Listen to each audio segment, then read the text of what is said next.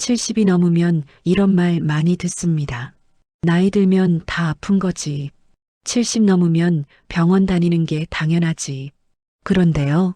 참 이상하지 않으신가요? 같은 나이인데 어떤 분은 80이 넘어서도 아침마다 동네 한 바퀴를 산책하십니다. 어떤 분은 70부터 병원 예약이 몇 개인지부터 챙기시고요. 도대체 이 차이는 어디서 오는 걸까요? 오래 들여다보니 결국 한 가지로 모이더라고요. 아침을 어떻게 시작하느냐. 밤새 우리 몸은 에너지도 떨어지고 근육도 조금씩 빠지고 수분도 줄어든 상태랍니다. 마른 스펀지처럼 텅 빈 상태로 아침을 맞는 거예요.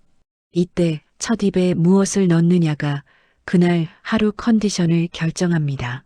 그리고 그게 쌓여서 노년의 건강을 만들어가는 거고요. 그런데 많은 분들이 아침에 대해 크게 오해하고 계세요. 아침은 든든하게 먹어야 한다. 그래서 기름진 반찬에 밥 한 공기 가득 드시죠. 노인은 고기 먹으면 안 된다. 그래서 단백질은 멀리하고 밥이랑 김치로만 때우시고요. 속 편하게 죽이나 미음만 드시는 분들도 참 많으세요.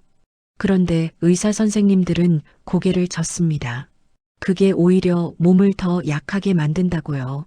아침은 배를 채우는 시간이 아니에요. 몸을 깨우는 스위치랍니다. 70대 이후에는 몸이 스스로 회복하는 힘이 약해지거든요.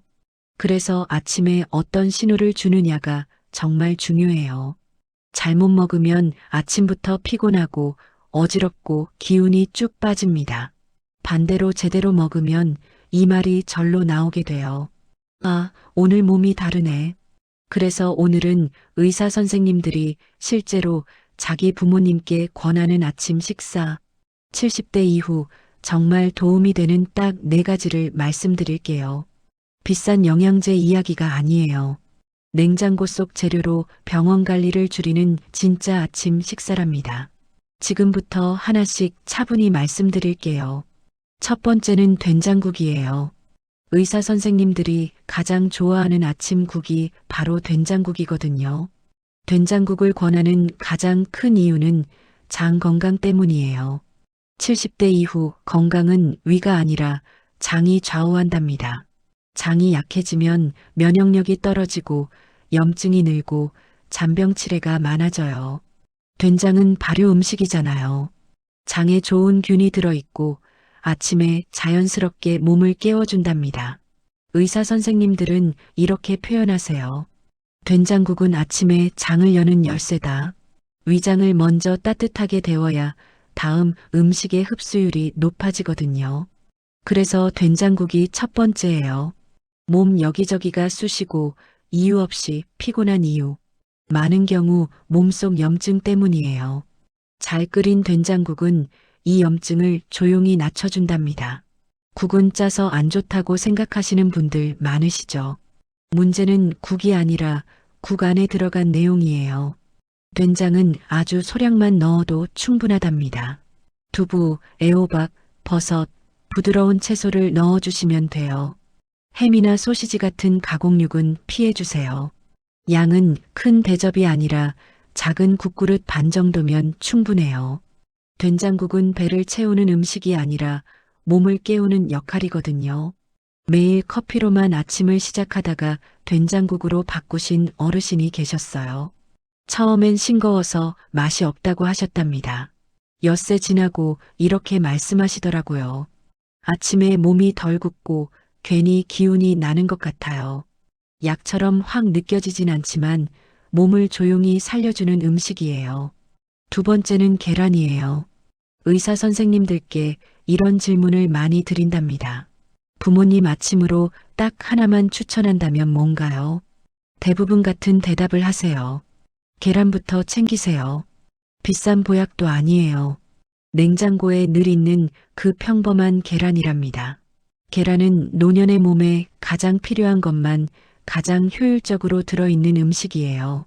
나이 들면 아무 단백질이나 먹는다고 다 근육이 되는 게 아니거든요.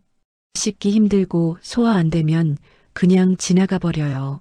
계란 단백질은 노년의 위장에서도 부담 없이 흡수된답니다. 흡수율이 무려 94%예요. 적게 먹어도 효과가 확실하답니다. 70대 이후 가장 무서운 게 근육 빠지는 거잖아요. 근육이 줄면 걷는 힘이 줄고 넘어질 위험이 커지고 병원 갈 일이 늘어나요. 계란은 아침에 근육에게 이런 신호를 준답니다. 오늘은 깎지 말고 지켜라.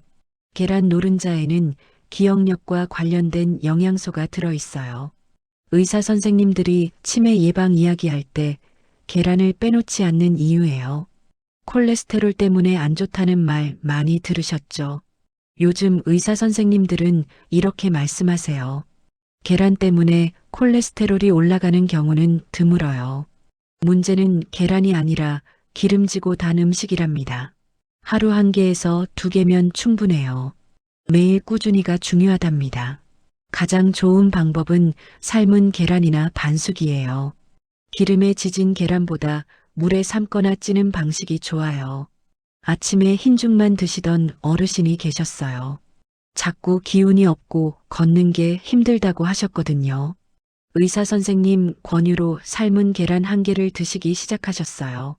몇 주 지나고 이렇게 말씀하시더라고요. 아침에 덜 어지럽고 다리에 힘이 좀 생긴 것 같아요. 이게 바로 계란의 힘이에요. 조금 덜 아프고 조금 덜 지치는 변화. 노년에는 이게 가장 큰 차이를 만든답니다. 세 번째는 생선이에요. 고기는 어떤가요? 나이 들면 고기 안 먹는 게 좋다던데요. 의사 선생님들의 대답은 이렇답니다. 고기를 안 먹으라는 게 아니라 아침에는 생선이 훨씬 나아요. 생선에는 혈관을 부드럽게 해주는 오메가3이 들어있거든요. 혈액을 끈적이지 않게 하고 혈관 벽을 보호해 준답니다. 의사 선생님들이 생선을 혈관 청소부라고 부르는 이유예요. 70대 이후에는 혈관이 딱딱해지고 잘 막히거든요. 기름진 고기 위주 식사는 혈관에 부담을 줘요. 생선은 같은 단백질이라도 혈관을 덜 괴롭힌답니다. 뇌는 기름을 많이 쓰는 기관이에요. 좋은 기름을 꾸준히 드시는 분들이 기억력 저하가 조금 더 느리게 온답니다. 한 심장내과 의사 선생님이 이런 말씀을 하셨어요. 약은 드시면서 왜 생선은 안 드시나요? 그 말이 참 인상 깊었답니다. 매일 먹는 음식이 약보다 더 오래 가거든요. 고등어, 꽁치, 갈치, 삼치, 명태. 조리하기 어렵지 않고 영양은 충분한 생선들이에요. 굽기 귀찮으시면 조림이나 찜으로 하셔도 충분해요. 전날 먹고 남은 생선을 아침에 데워서 드셔도 된답니다. 아침은 새로 차리는 시간보다 잘 이어 먹는 시간이에요. 네 번째는 현미 잡곡밥이에요.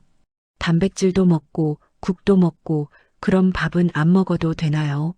의사 선생님들 대답은 분명해요. 노년에는 탄수화물을 완전히 끊는 게 더 위험하답니다. 탄수화물을 아예 끊으면 가장 먼저 나타나는 게 어지럼이에요. 아침에 일어나서 힘이 풀리고 머리가 멍해져요. 아무것도 안 했는데 왜 이렇게 피곤하지?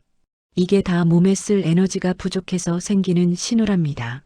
흰쌀밥은 먹자마자 혈당이 확 오르고 금방 떨어져요. 그래서 아침 먹고도 다시 기운이 빠지는 거예요. 현미나 잡곡밥은 혈당이 천천히 오른답니다.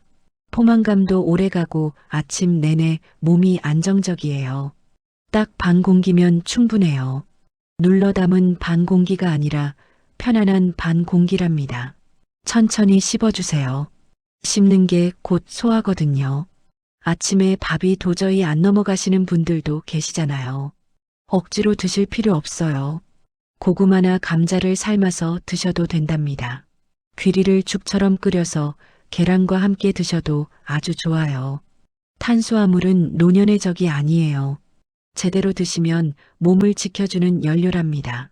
여기까지 함께 들으셨다면 이제 아침을 조금 다르게 보게 되셨을 거예요. 오늘 이야기의 핵심을 정리해 드릴게요. 첫째, 된장국. 장을 살리고 온몸을 깨워주는 아침국. 둘째, 계란. 근육과 두뇌를 지키는 가장 확실한 단백질. 셋째, 생선. 심장과 뇌를 보호하는 노년의 단백질. 넷째, 현미 잡곡 소량. 혈당을 안정시키는 꼭 필요한 에너지. 이 네 가지만 기억하셔도 아침은 절반 이상 성공이에요. 화려한 음식이 아니에요. 아침을 거르지 않는 것, 늘 비슷하게 드시는 것. 그 단순함이 몸을 편안하게 만들어준답니다. 오늘 영상 보고 나서 모든 걸 바꾸실 필요 없어요. 딱 하나만 바꿔보세요. 된장국 몇 숟갈이라도 좋아요. 계란 하나라도 좋답니다. 의사 선생님들이 말씀하세요. 병원보다 강력한 약은 매일 먹는 아침이다. 아침은 하루를 여는 식사가 아니에요. 남은 인생을 지키는 약이랍니다. 오늘 먹은 아침이 쌓이면 어느 날 문득 몸이 달라졌다는 걸 느끼게 되실 거예요.